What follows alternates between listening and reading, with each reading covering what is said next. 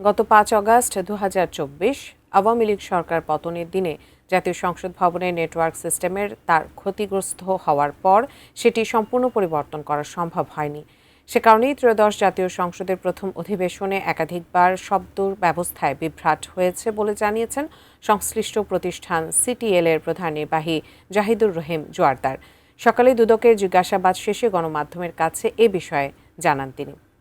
আমার mic on না, hand মাইকের কথা বলছি। গত ১২ মার্চ ত্রয়োদশ জাতীয় সংসদের প্রথম অধিবেশন শুরুর দিনেই মাইক বিভ্রাট দেখা যায়। এক পর্যায়ে সংসদের অধিবেশন কিছু সময়ের জন্য মুলতবি করতে হয়। স্পিকারে মাইক কাজ করছে না, আপনাদেরও মাইক কাজ করছে না। এরপর গত ৫ এপ্রিল অষ্টম দিনেও সাউন্ড সিস্টেমে সমস্যা দেখা দেয়। স্পিকার এবং সংসদ সদস্যরা পরস্পরের কথা শুনতে না পাওয়ায় সেদিনও অধিবেশন ৪০ মিনিট মুলতবি রাখা হয়। বিভ্রাট ঘটা এটা আমাদের জাতির জন্য, রাষ্ট্রের জন্য অত্যন্ত কলঙ্কজনক। জাতীয় সংসদের মতো সংবেদনশীল প্রতিষ্ঠানের শব্দ ব্যবস্থা নিয়ে অভিযোগ তখন থেকেই। ৩২ ইঞ্চি জেভিকো টিভি এখন মাত্র ১৫,০০০ টাকায়, সাথে পাচ্ছেন ৩ বছরের প্যানেল ওয়ারেন্টি।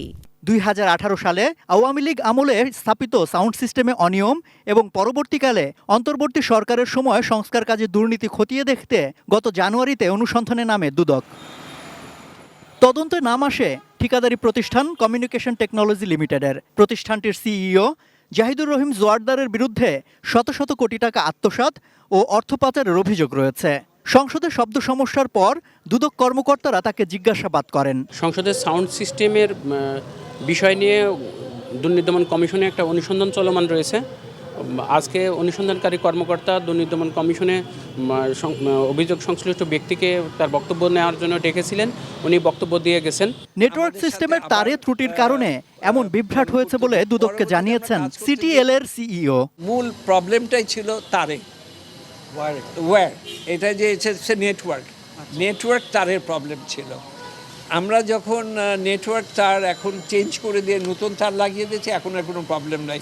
একজন অনভিজ্ঞ লোকের কাছে গাড়ি চালাতে দেন, স্টিয়ারিংটা দিয়ে দেন, আর সে যদি অ্যাক্সিডেন্ট করে ওখানে কোনো আশ্চর্য হওয়ার কিছু নাই। সাবেক স্বাস্থ্যমন্ত্রী জাহিদ মালেক আত্মীয় হলেও তিনি মন্ত্রী থাকার সময় কোনো সুবিধা নেননি বলে দাবি করেন জাহিদুর রহিম। এমনকি সাবেক চিফ হুইপের সাথে ব্যক্তিগত পরিচয় বা কোনো রাজনৈতিক দলের সাথে সম্পৃক্ততা নেই বলেও দাবি তার।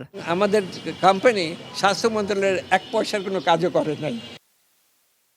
সম্রাট আনোয়ার, এটিএন নিউজ, ঢাকা।